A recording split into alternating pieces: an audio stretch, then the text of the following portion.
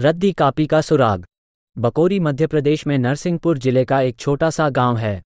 ठाकुर मदारी सिंह इस गांव के सबसे संपन्न और प्रभावशाली व्यक्ति थे और जब से वह अपने एकमात्र प्रतिद्वंदी गांव के पुराने जमींदार ठाकुर निजाम सिंह को बेदखल कराने में सफल हुए, तब से आसपास के इलाके में उनकी धाक जम गई।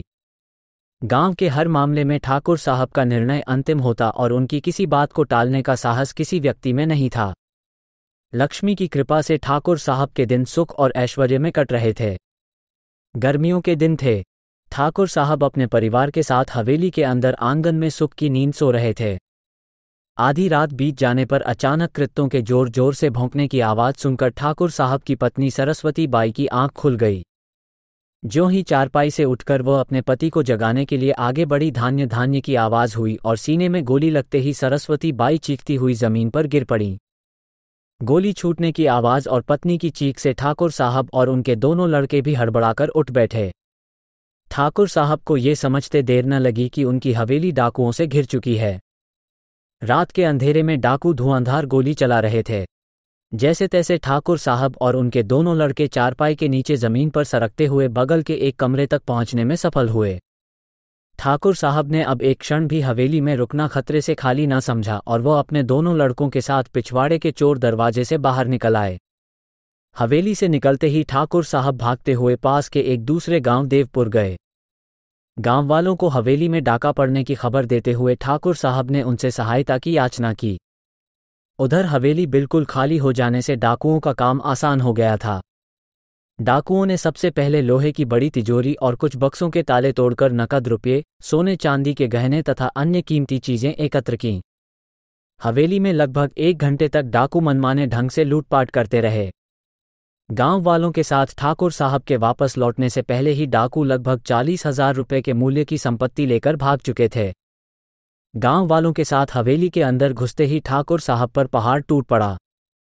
तिजोरी टूटी पड़ी थी और हवेली का सब सामान इधर उधर बिखरा हुआ पड़ा था। पत्नी को निकट से जाकर देखने पर वो दहाड़ मारकर चीख उठे। गोली लगने से उसकी आंखें हमेशा के लिए बंद हो चुकी थीं। दुख से कातर ठाकुर साहब पत्नी के शव के निकट सिर पकड़कर विलाप करने लगे और गांव वालों के लाख समझाने पर भी उनके आंसू थम नहीं रहे थे। ठाकुर साहब के बड़े लड़के अजमेर सिंह ने देर करना उचित न समझा।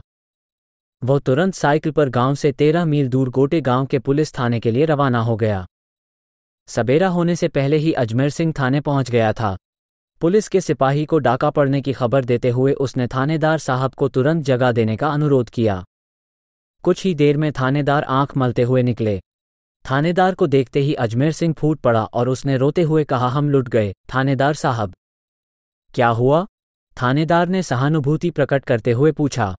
डाकू सब लूट ले गए, अजमेर सिंह ने रोते हुए उत्तर दिया। तुम कहाँ से आए हो? मैं बकोरी के ठाकुर मदारी सिंह का लड़का हूँ।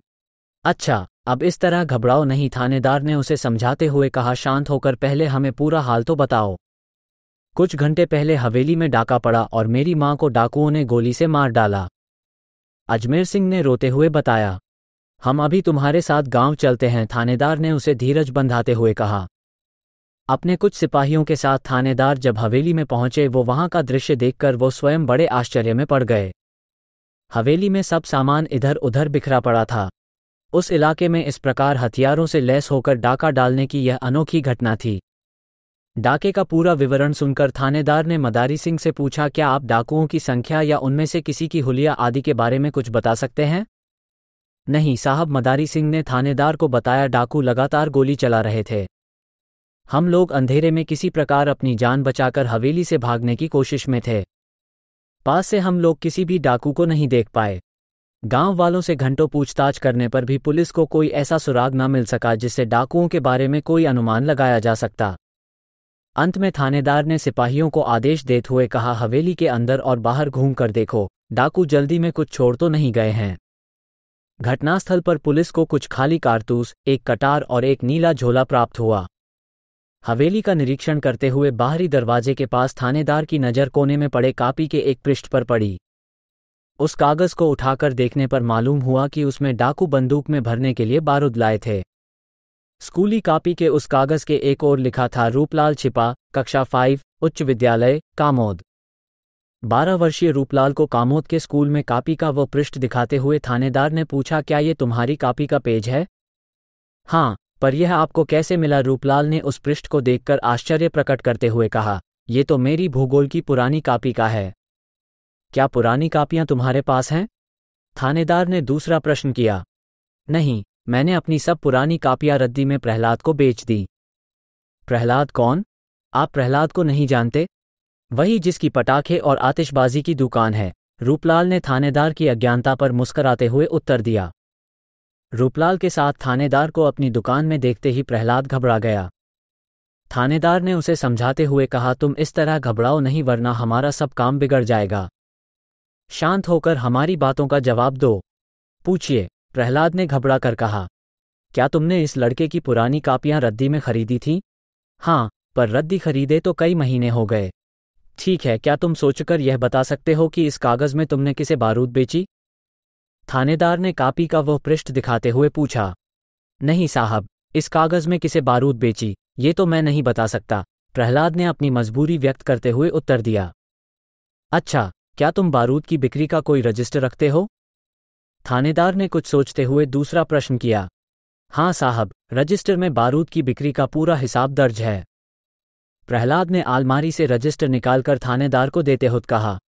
थानेदार ने रजिस्टर को ध्यानपूर्वक देखते हुए पिछले कुछ महीनों में बारूद खरीदने वाले 7-8 व्यक्तियों के नाम जांच पड़ताल के उद्देश्य से नोट कर लिए। इनमें से पूरन सिंह नामक एक व्यक्ति ने 4 दिन पहले ही बारूद खरीदी थी। पूरन सिंह के बारे में पूछताछ करने पर पुलिस को यह मालूम हुआ कि वह गांव में नहीं है। गांव वालों ने पुलिस को यह भी बताया कि डाका पड़ने के बाद आसपास के सभी प्रमुख व्यक्ति ठाकुर मदारी सिंह से संवेदना व्यक्त करने हवेली में आए थे, किंतु उस दिन भी पूरन सिंह गायब था। पूरन सिंह के बारे में सही जानकारी प्राप्त करने के उद्देश्य से पुलिस द्वारा गांव की एक महिला को उसकी पत्नी बृजरानी के पास भेजा गया। सीधी सादी बृजरानी ने बातों बातों में पूरन सिंह का सब भेद उगल दिया। बृजरानी ने अपने पति के लिए चिंता प्रकट करते हुए बताया कि रात में सीटी की आवाज़ सुनते ही वो कहीं चले गए और तब से उनका कोई पता नहीं है। इस सूचना के आधार पर दूसरे ही दिन पूरन सिंह को निकटवर्ती एक गांव में गिरफ्तार कर लिया गया। तलाशी लेने पर पास से लूट का कुछ सामान और हथियार आदि बरामद हुए। अब बचने का कोई उपाय न देखकर पूरन सिंह ने अपना अपराध कबूल करते हुए पुलिस को इस डाके में शामिल होने वाले 5 अन्य अपराधियों के नाम बता दिए। पुलिस द्वारा एक साथ सभी अपराधियों को संपत्ति सहित गिरफ्तार कर लिया गया। रद्दी कॉपी के सुराग से पुलिस डाकुओं के पूरे गिरोह को पकड़ने में सफल हो सकी। पकड़े गए सभी अपराधियों पर पुलिस ने मुकदमा चलाया, जिसमें 2 अपराधियों को आजीवन कारावास की सजा दी गई। सरकारी गवाह बन जाने से पूरन सिंह को दोषमुक्त कर दिया गया। कहानी समाप्त हुई। कहानी आपको कैसी लगी? लाइक या अनलाइक करें, कमेंट करें, सब्सक्राइब करें, मित्रों को शेयर करें। धन्यवाद।